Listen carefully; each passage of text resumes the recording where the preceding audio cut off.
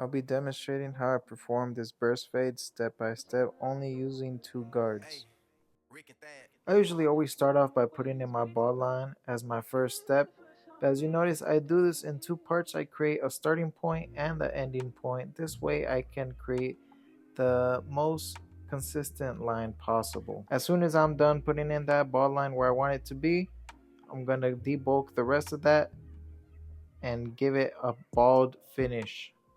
Balding out the bottom of the fade really adds a nice transition and just really makes this blend pop a lot more.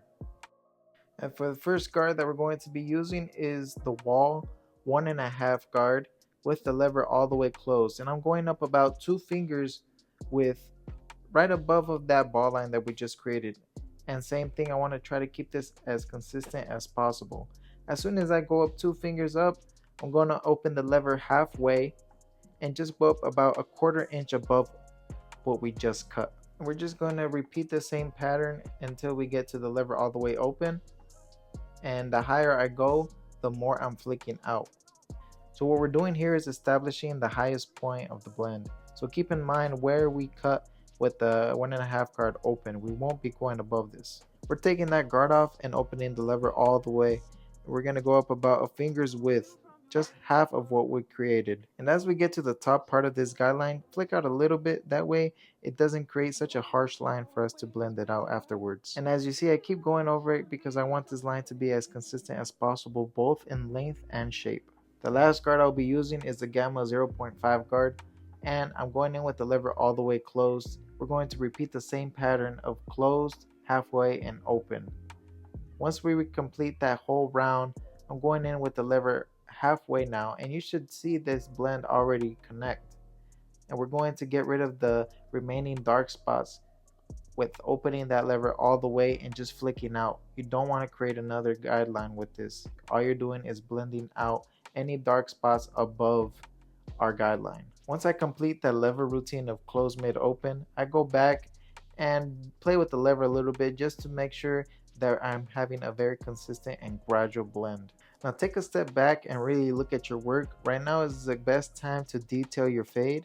Reason being is that your eyes are forced to look at what's already being blended instead of that harsh line. So for me, it's easier to detail this way because I'm looking at less hair at the moment. I don't know if that makes sense, but I usually always detail when I get to this last step. It really makes a difference in my fades. Now to our last step, we're going to take the guard off and go in with the lever all the way closed. We're going to follow that same pattern, and here I'm not using the entire blade, I'm just using the corner. This is going to give me more control of what it is that I want to cut. I can target the area much better, more accurately. And keep in mind, the higher you're going and the more you open the lever, the less pressure you're applying and the more you're flicking out. You have to put all those things together when using this technique. Also, not sure if you noticed, but I did switch out my clipper to perform this last step. That's because this is the StyleCraft Protege and it has a slower motor than the Rebel. Also, it has a fade blade, so it's gonna allow me to flick out that ball line a lot better. The Rebel has a taper blade, so it's actually a little bit bulkier. It's not gonna let me get as close as I want it to. And since this step is very crucial, it's literally what connects the skin to the hair, I need to be very careful and minimize room for error. So that's why I use a clipper with less power, just so I can be more careful. Now we can really see this blend is finally connected after performing all those steps. My client did let me know he wanted a V shape in the back. This is a returning customer, so the shape was already there. But as you can see, I'm just following the natural line that was already there. I'm not bringing it up much higher. And this is another reason why I didn't bring that ball line all the way close to the neck, because then we wouldn't have anything to line up.